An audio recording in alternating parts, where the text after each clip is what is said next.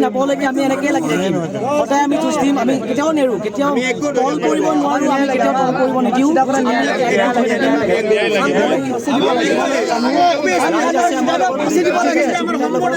জুবিন দা সম্পদ আমাৰ হেৰাই গৈছে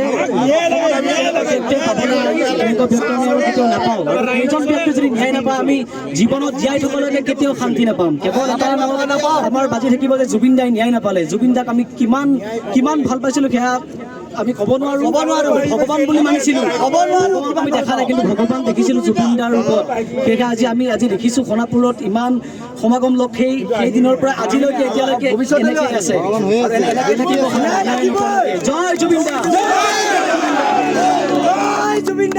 21 দিন থাকে পাৰ হ'ল 26 দিন পাৰ হ'ল আৰু এতিয়ালৈকে ন্যায় আমি পোৱা নাই এতিয়া এই ন্যায় আৰু কিমান দিন লাগিব সেয়া আমি নাজানো কিন্তু আমি চৰকাৰক অনুৰোধ কৰিছোঁ আমাক ন্যায় দিয়ক কিবা এটা সিদ্ধান্ত আপোনালোকে লওক যদি নোৱাৰে আমাক এৰি দিয়ক আমি বিচাৰ কৰিম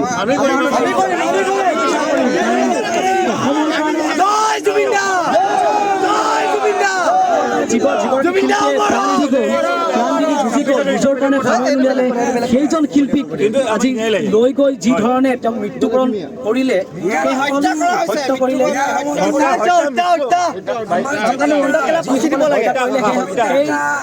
সকলক আমি বিচাৰিছোঁ আমাক